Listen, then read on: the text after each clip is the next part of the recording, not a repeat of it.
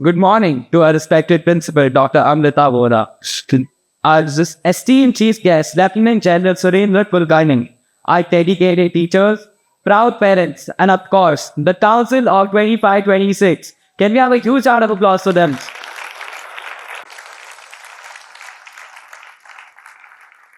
I still remember my first day in the school. A tiny first grader holding my sister's hand a little too tightly, wondering why the building looked bigger than anything I'd ever seen. Over those years, those big corridors became familiar paths.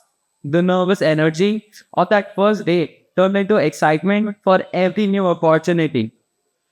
From sitting quietly at the back of the class to standing here as your head boy. It's a journey I never fully planned, but once I'll always cherish. I was never the loudest in the room or the first one to raise my hand, but I was always the one thinking, observing, and waiting for the right moment to step up. Somewhere between school assemblies, inter-house competitions, and arguing my way through MUNs, I found what I was good at, and more importantly, who I wanted to be. And if you told that same quiet kid years ago that he'd be standing here today giving this speech, he would have probably laughed. But here we are. And if there's one thing that I've learned, it's that growth doesn't happen all at once.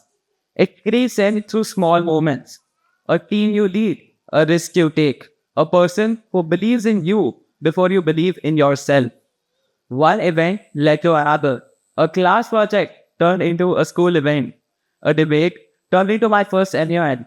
And soon, I wasn't just signing up for things, I was leading them.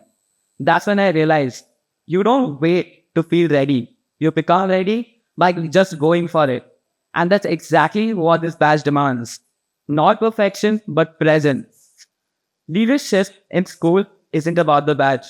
It's about how you show up when things aren't easy, when something breaks, when someone needs help, or when someone in the room needs to be heard. That's when it counts.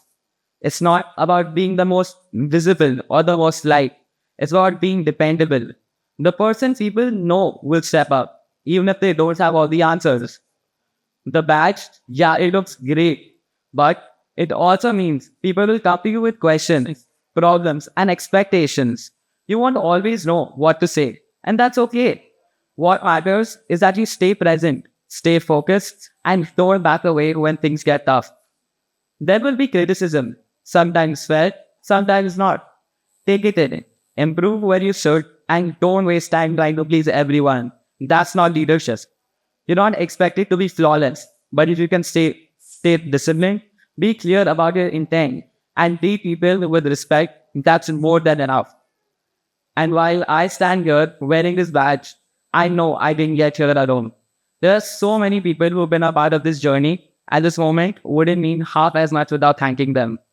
Thank you to Amrita ma'am for believing in student leadership the way you do and guiding the school throughout with your visionary leadership.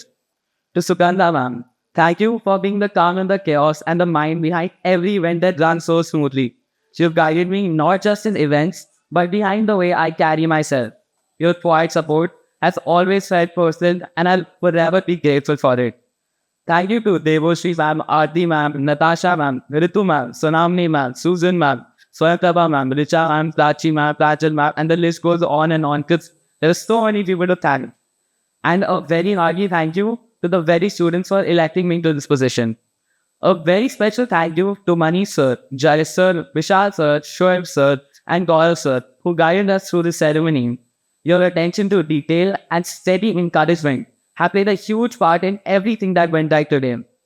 Uh, Now, to my parents, thank you for being my unpaid managers, full-time motivators, and part-time practice too. Whether it was finding my blazer 5 minutes before an NUN or calming me down before an exam, you've seen it all and stuck with me anyway. I'd say more, but I know I'll be hearing your review once I go back home. To my sister, thank you for being so brutally honest whether I asked for it or not. From doubting my outfit choices for events to calling me dramatic when I'm overthinking, you have always given me the much needed reality check no matter the circumstance. To Suhani, our head girl. From grade 2 to now, you'll be the one handling anyone crisis while I spiraled, keeping me calm before every speech, every event, and even matching how much I talked in class so that I wouldn't be the one just getting scolded. Let's be honest, if I'm standing here today, it's partly because you made sure I didn't crash halfway. To our conveners, Harshita Bhatia, thank you for the unwavering dedications you bring to every task and for always being that calm, composed presence, no matter how busy things get, and for sharing a quiet tolerance for all the jokes we end up cracking during the economics class. Thank you for being such a supportive part of this journey. And lastly, to the student councils.